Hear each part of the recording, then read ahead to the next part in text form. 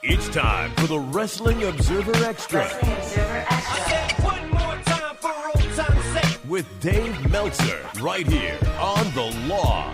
Live audio wrestling. And let's go. We're now smoking with the best. All righty. Happy to announce we got him this week. We tracked him down. We keep messing with schedules every week, but Dave Meltzer from the Wrestling Observer newsletter is here. Dave, it's been a busy weekend. Yeah, it's been really busy. It's been a busy weekend, and even busier will probably be many media requests for you tomorrow in regards to talking about Jimmy Snuka. Now, I've gone over this on the show a lot already. There's a whole bunch of, rest in peace, blah, blah, blah. But as far as Jimmy Snuka goes, I mean, this is a guy who literally got away with murder. And how much of that do you think you'll see in the mainstream media as opposed to the 80s hero that he was seen as? I think that every story is going to have both. I mean, I don't see how you can. I mean, you can't really talk about Jimmy Snuka without talking about both of those things. I mean, he really was a huge star, on a regional basis in the 70s, but in that early 80s period, right before Hulk Hogan, he was the biggest star in WWF for a couple of years. And, in the middle of that run was the thing with Nancy Argentino, which, as recently as 2 weeks ago was still a news story. Yeah, see, that's when essentially the fact that he was about to die, and he was in hospice care, was led the judge to throw out the case, which, in hindsight, when it happened, I think maybe there were some people going like, oh, God, he got away with it. But it was like there was no other decision because he was in hospice care at that point. Yeah, I think that's with all this being in the news again in the last 2 years, Dave. I think any news outlet covering it, I don't see how you can ignore it because we really have heard about it again for the past 2 years. The last 3 years from 2013, right? When the story broke. It's the weirdest, death story ever because it was not it was not really a big covered story at all in 1983 when it happened. And outside of Allentown, it wasn't covered anywhere. And then in 2013, it became like a really big story on and off for a couple of years between the opening of the investigation, the grand jury indictment, and then Snuka's health. Yeah. And Dave, have you ever been able to find out, or has there ever been any even speculation on how it got the kibosh put on it back in 83, 84? That's the $1 million question. Like, because I would love is a $1 million question. It's like you can speculate. I know how things operated back then, but there's no evidence of it. You know what I mean? It's like, did Vince sweet talk them? Right. Did someone get paid off? Did Vince? Who knows? I can't say that, but I mean, it's like they dropped a case, which at the time when they dropped the case, at first, I think the feeling was that it was an accidental death, and it was just a sad thing, and it really wasn't until.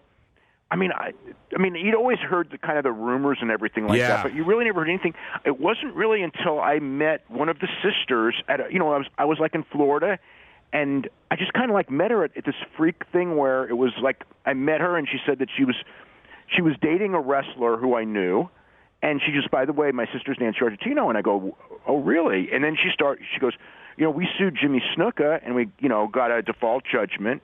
And it was basically sort of telling me that Jimmy killed her, and I'd never really heard that like that. And then at that point, it was like, wow. Yeah. And then it became sort of a story a little bit behind the scenes where we would always talk about it, but nothing happened. And then the Allentown media, on the 30-year anniversary, ran a huge story, and all of a sudden you had the quotes from the medical examiner who said from his investigation that it should be, tried as a homicide. Yeah. And at that point, it's like, well, what really happened back then? Yeah, it's crazy. Now, in terms of WWE, Dave, when it comes to tributes and stuff, I mean, do you see was something a little bit on the TV this week, and that's the end of it, or would they do something more extensive, or you just think a brief mention? They're in the worst position possible. Yeah. Because they're damned if they do, and they're damned if they don't. So whatever they do, I'm not going to be critical of them, no matter what they do. I think that a lot of the talent, you got to remember, a lot of the talent looked up to him. Huge influence on the business and everything. But it's a tricky one. You don't want to go overboard. And I was going to think that they wouldn't even acknowledge it, but so many, tweeted about it tonight where I think that they'll at least do a graphic and they'll at least make a mention. Although on tonight's show, the UK show. Nothing. I thought, not a word, Yep. not a word, and it's not like so maybe that's the directive too. And if it is, then that's So fine. be it. Yeah, I don't know if that's the place where they would do it though. I see it more as tomorrow night on Raw. I would think so, but because it was breaking news, I think that if there was not, obviously the word was you do not say anything because the natural thing, it was an overriding big thing that had just happened, shortly before the broadcast went on the air. Yeah. Well, we'll figure that out tomorrow. Let's flip over here, Dave. You just mentioned the UK tournament, so let's talk about it. Overall, your impression?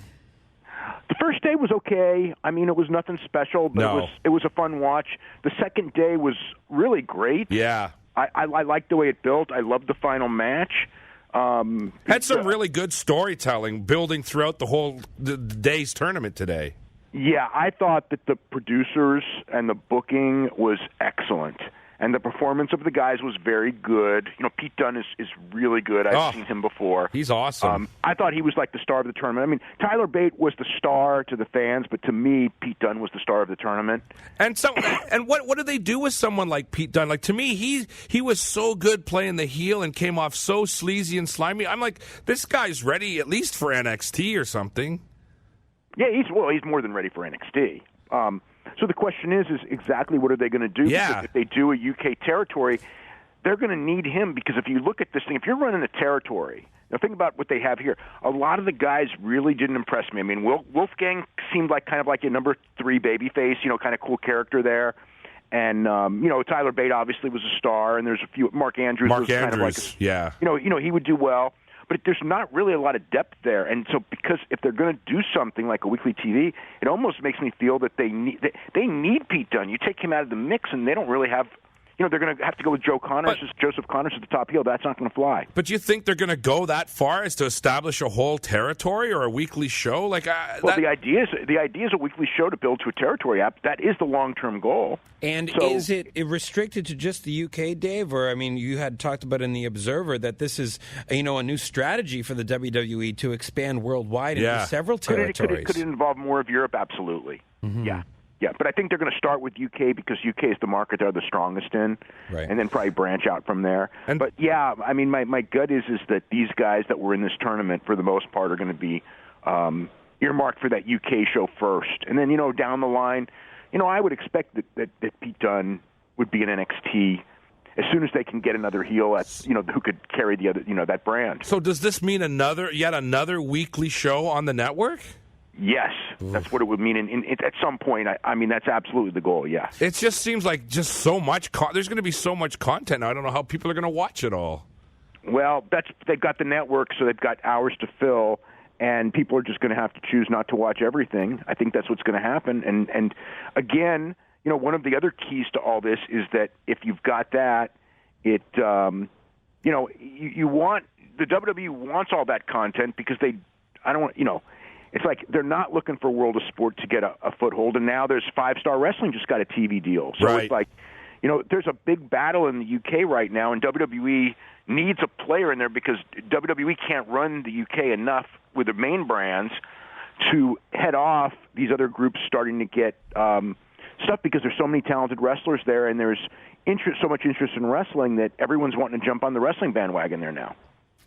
Dave, from there, let's skip over WWE, Mouth, and instead go to UFC, because we haven't touched on it without John here. We did want to get into this. Dave, you got to see BJ Penn tonight lose very sad. Sounds like it was not good.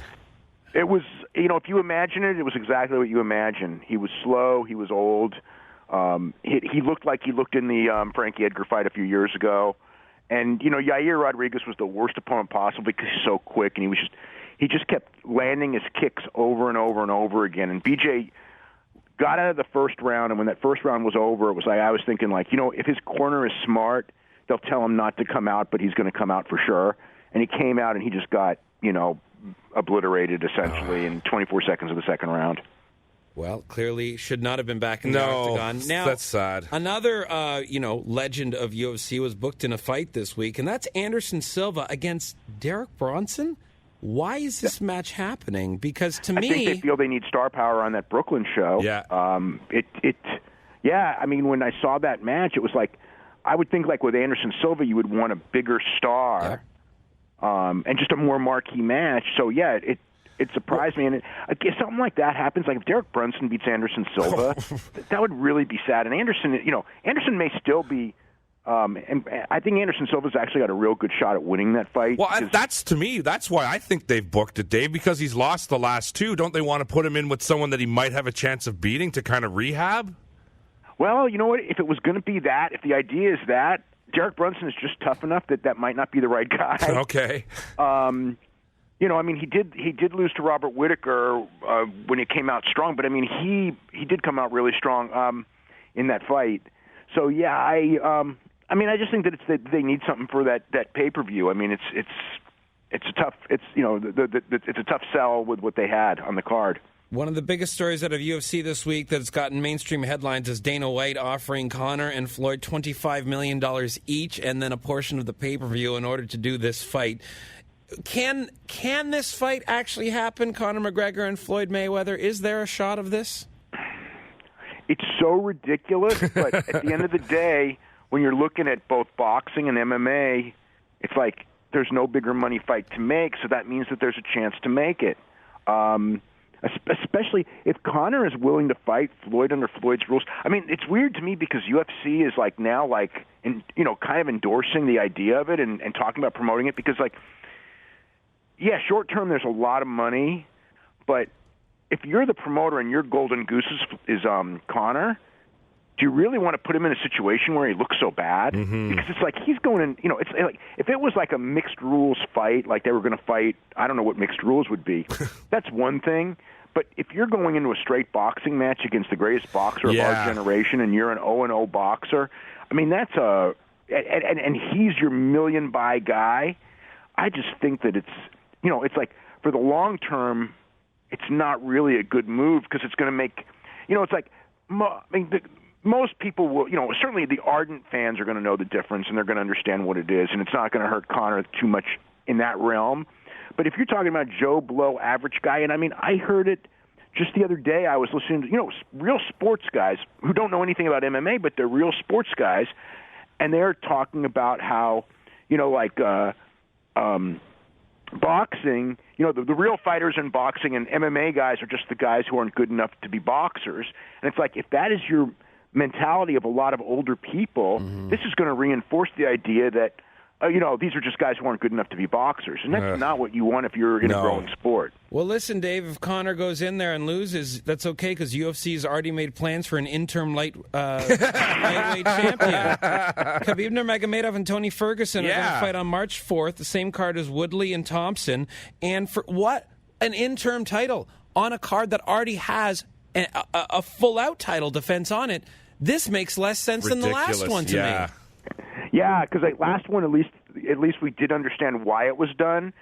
This one, when I was floored when I heard it. I mean, the excuses is they need it to make it a 5-round fight, and you know what? The idea of that fight at 5 rounds is better than 3 rounds, but. Can't you just make it a 5-round fight? Yeah, why does it need the title to be 5 rounds? I thought the idea was if it's the main event, it's 5 rounds. It's not the main event. Okay. But you should be able to just go, okay, we're going to make it a double main event, and it's for the number one contendership because it is the number one contendership. You bet. That would make so much more sense. Make an interim championship for Conor, who's, not even hardly taking time off. I mean, it's like he's taking time off because his wife's having a baby. I mean, it's not like he's got a broken leg and he's going to be out for 18 months, and you make an interim title. I mean, this is just ridiculous. Yeah. The new owners, there are definitely challenges that are happening here, and they're not for the better. It's going to be quite the year. I mean, it's like I've seen this before. We all have with WCW. You know what I mean? All right, Dave, we have to go this week, but in The Observer, what are the highlights? The Snuka piece? We'll have a big story on Snuka. Big story on the Dana White Conor McGregor thing, coverage of the UK show, and perhaps more on what's going to happen at Royal Rumble and WrestleMania, if there's any more breaks, if any more matches become finalized in the next couple days, and whatever's going to happen with Brock Lesnar back on Raw tomorrow night and everything. And I don't know if you noticed, but Brock Lesnar is going to be on almost every Raw starting in February. So it's like he's going to be there just about every week in the build to WrestleMania. Wow. They're really going full tilt on this. Yeah. Well, same with Goldberg. Goldberg and Lesnar is probably the main event at WrestleMania. Let me ask you one question before we go. With the title.